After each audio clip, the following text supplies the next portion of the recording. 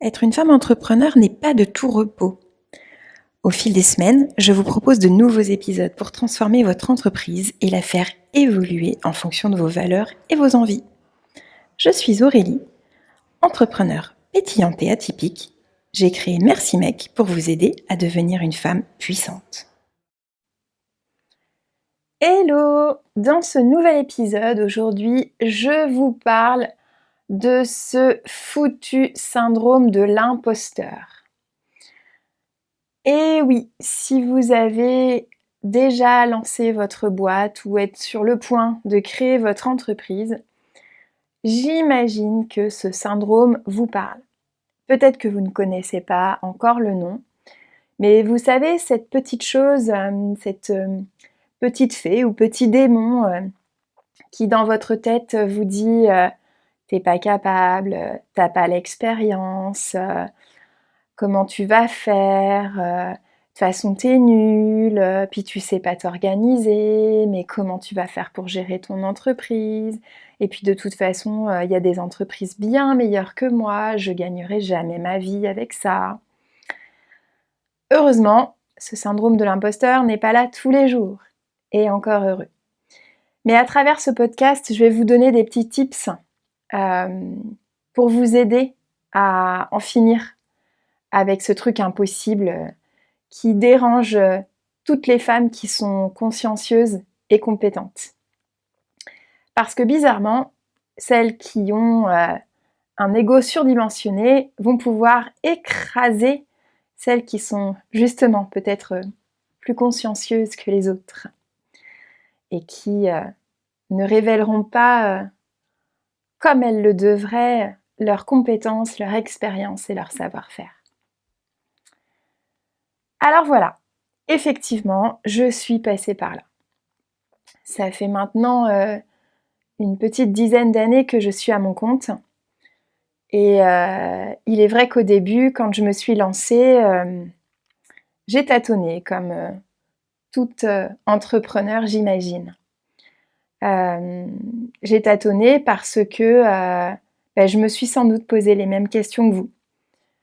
Elle est mieux formée que moi, elle a beaucoup plus de followers, de likes, elle a beaucoup plus d'expérience, et puis je vais jamais vendre mes formations, mes séances, mes cours. Tout ce que je propose, il est hors de question que je mette des tarifs comme eux le font. J'ai franchement pas le niveau pour me vendre à ce tarif-là. Et du coup, on ressasse. On se retrouve avec vraiment des jours où limite on est incapable d'aller bosser à cause de ce foutu syndrome. Et ça peut durer longtemps, je vous assure que pour moi, ça a duré un paquet d'années. Bon, il faut dire qu'avec mon passé aussi, où j'ai été quand même sous l'emprise d'un homme pendant plusieurs années, et du coup, la confiance, l'estime que j'avais de moi était quand même bien en dessous de zéro. Et puis, je sais pas si ça vous arrive ou si ça vous arrivera peut-être, et c'est aussi pour ça que je vous pose les choses, mais vous savez ce truc où vous avez des clients et en fait, vous demandez des avis, vous avez des super retours, vous commencez à vous faire votre clientèle, et puis il y a une personne qui est jamais contente, qui vous dit que ce que vous faites, c'est pas bien, que vous trouvez pas les bonnes solutions, vous ne vous adaptez pas, alors que vous mettez en place 1000 procédés, 1000 exercices. À l'époque, je me souviens très bien, j'étais professeure de pilates et j'avais une élève qui venait dans une entreprise. En fait, je travaillais pour une boîte. Et en fait, elle venait du coup chaque semaine en cours. En plus, pour la petite anecdote, elle faisait même pas partie de l'entreprise, c'était la femme d'un des salariés à qui on avait donné l'autorisation de venir au cours. Et du coup, je me retrouvais avec cette nana qui n'était jamais contente. Et j'avais beau proposer un exercice différent, une option différente, une façon de faire, remodeler mon explication, remettre tout en place pour que l'exercice lui convienne, il n'y avait jamais rien qui allait. Et du coup, en fait, moi, je ressassais toute la soirée, toute la nuit, toute la semaine. Je me rendais presque malade la veille de mon cours pour une nana qui clairement me faisait suer, pour rester polie, et qui finalement, je l'ai compris au bout de quelques semaines, faisait suer tout le cours. Et parce qu'en fait, mes exercices convenaient à tous les autres. Et quand bien même la personne avait un souci de santé ou s'était fait mal, tout ça, j'adaptais et ça allait à tout le monde. Et tout ça pour vous dire que en fait, je ressassais, ça pouvait m'arriver d'être pas bien pendant toute la semaine parce qu'une personne disait que mon cours n'était pas bien. Mais finalement, je me suis vite rendu compte. Non, en fait, c'est pas vrai. Je me suis pas vite rendu compte. J'ai mis du temps à m'en rendre compte. Que cette personne-là, c'était pas mon cours, c'était pas moi, en fait. Il fallait pas que je me remette en question. Cette personne-là, quoi qu'il arrive, rien n'allait. Finalement, j'ai pris le temps de l'observer, de l'écouter. Et puis quand elle revenait de ses week-ends, rien n'allait. Et puis quand je lui posais la question de si ça se passait bien dans son travail, ah bah non, elle avait démissionné parce que c'était tous des cons. Et puis du coup, à chaque fois que je lui posais une question ou sur son parcours, sa vie, rien n'allait. Et finalement, je me suis du coup rendu compte que le problème, c'était pas moi. Mon expérience, elle était là. Et petit à petit, en fait, j'ai construit ça. Et mon premier conseil que je pourrais vous donner, c'est de poser les choses.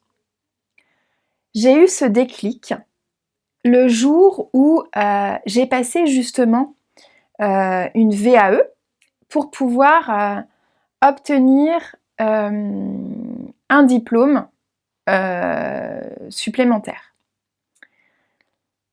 Un diplôme justement dans le Pilates, dans le milieu du Pilates. Diplôme que j'avais déjà en fait, c'était juste des petites guéguerres entre le ministère de la Culture, puisque moi je venais du milieu de la danse, et le ministère des Sports. Et donc que mes diplômes n'étaient pas valables dans un des ministères et inversement. Donc je m'étais dit, allez, je pose des choses, je fais une VAE et j'obtiendrai ce diplôme qui me donnera accès à tout et qui ne remettra pas en cause mes compétences pour le coup. Et donc j'ai fait cette VAE. Et il y a deux choses qui se sont produites lors de cette VAE.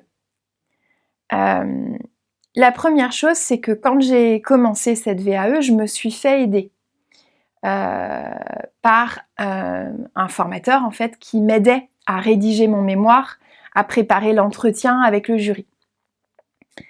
Et ce qui s'est passé, c'est que j'écrivais mon mémoire, j'étais aidée tous les mois.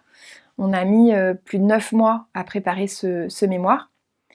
Et puis, quasiment une semaine avant le jury et l'examen, il me dit « Bon, qu'est-ce que tu en penses de ce mémoire moi, je voudrais te faire un retour, mais je voudrais avoir ton avis. » Et je lui dis « Ouais, je suis pas tout à fait satisfaite.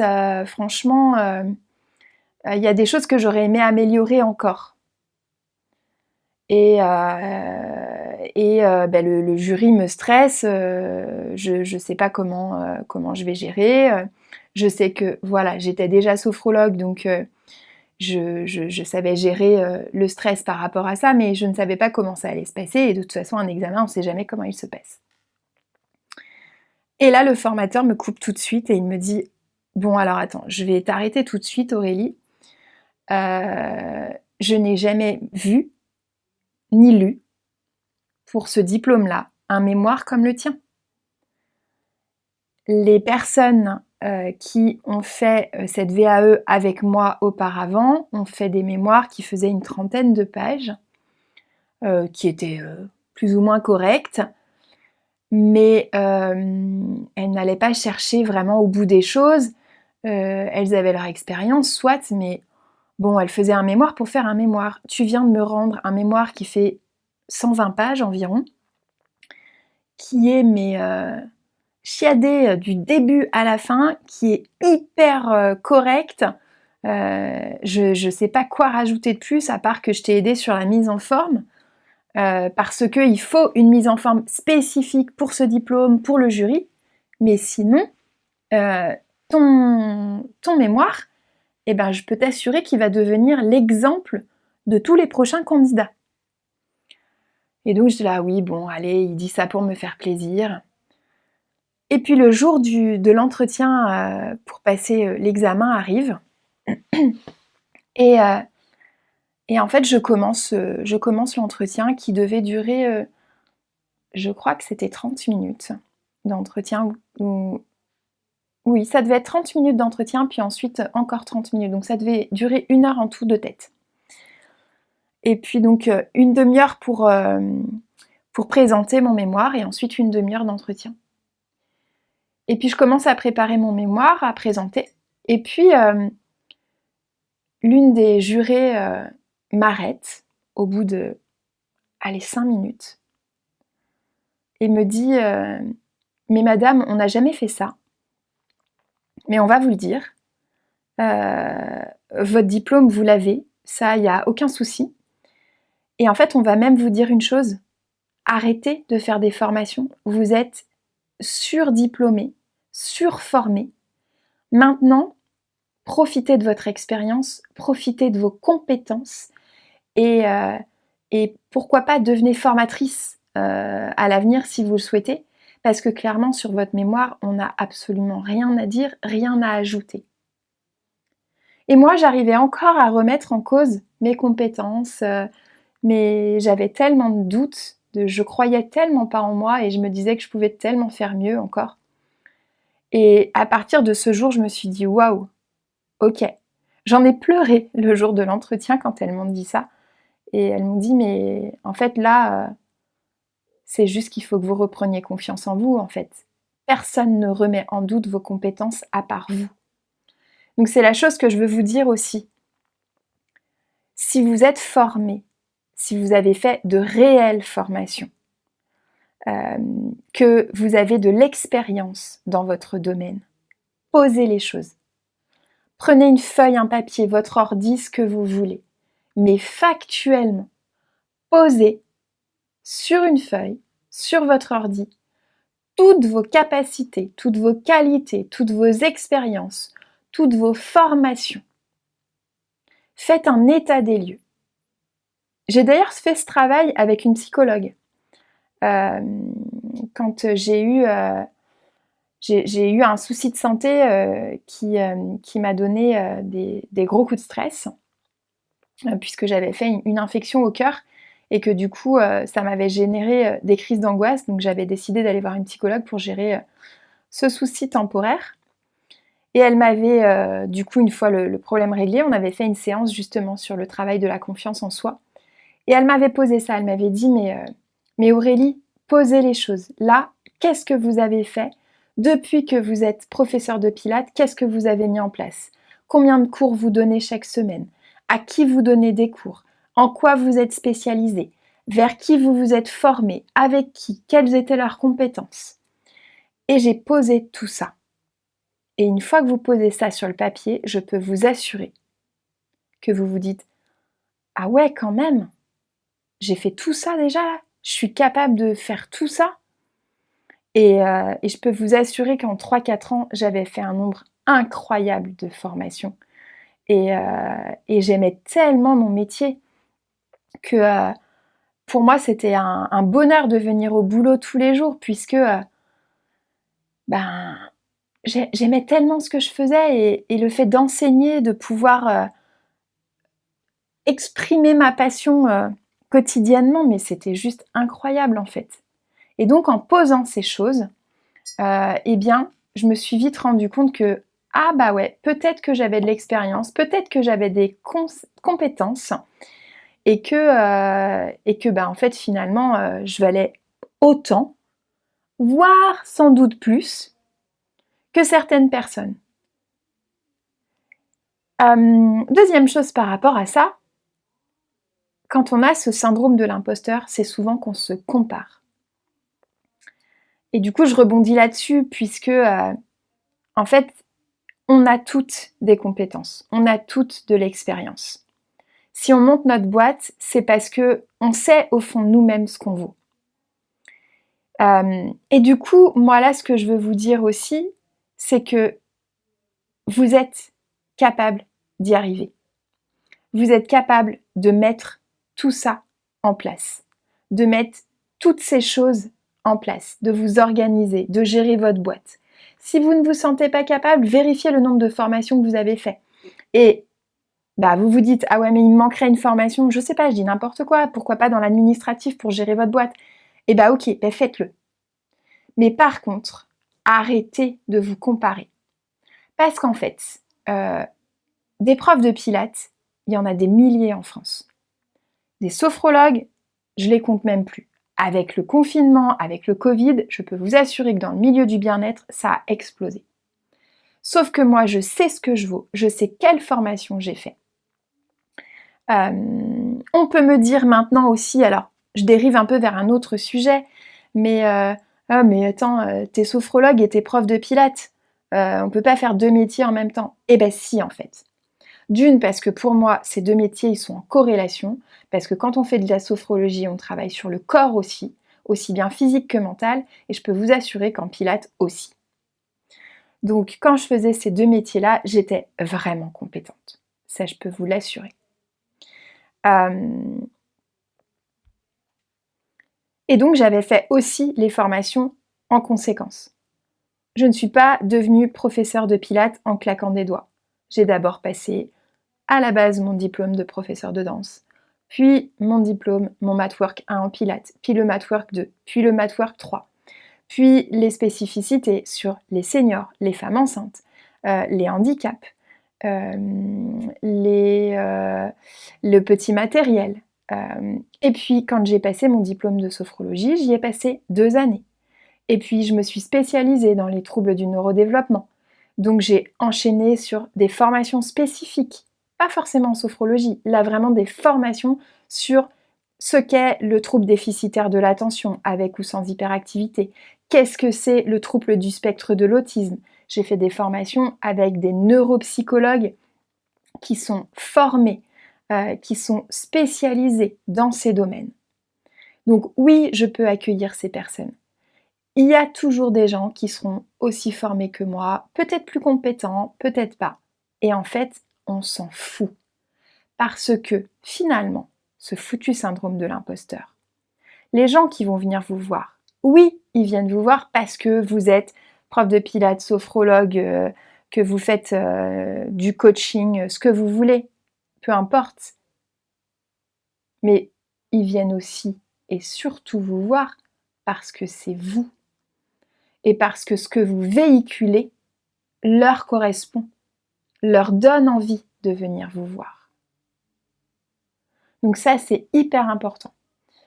Donc voilà, une fois que vous avez posé les choses sur le papier, il n'y a plus qu'à prendre conscience de ses capacités. Vous faites le point. Finalement, avec toutes les formations que vous avez faites, vous n'êtes peut-être pas si nul que ça dans votre domaine. Et ce que je disais tout à l'heure, les clients que vous aviez ou que vous aurez encore ou que vous avez actuellement, ils sont satisfaits ou pas? On peut toujours avoir des avis négatifs et la critique, elle est bonne dans tous les sens. C'est-à-dire qu'une critique, c'est pas que du négatif. Vous pouvez avoir aussi des gens qui sont heureux de venir vous voir, qui sont satisfaits de vos prestations et qui vont vous le dire, qui pourront aussi vous dire là, ça aurait peut-être été pas mal, là, j'aurais préféré comme ça. Et ça vous aidera pour avancer et mettre en place des choses pour l'avenir. Donc, une fois que vous avez pris conscience de tout ça, il n'y a plus qu'à prendre votre puissance et votre place. Mais en fait, je pense que finalement, une fois que vous avez posé tout ça, vous vous rendez compte que vous y êtes à votre place. Alors, prenez-la votre place. Explorez-la, vivez-la, aimez-la, construisez-la. Mais laissez de côté ce foutu syndrome de l'imposteur. Vous êtes à votre place. Assumez-le, vivez-le pleinement. Cet épisode vous a plu? Eh bien, je vous invite à me retrouver également sur Instagram. Aurélie-du-bas, mon corps et moi. Et de mon côté, je vous dis à très vite pour un nouvel épisode. Allez, ciao les filles!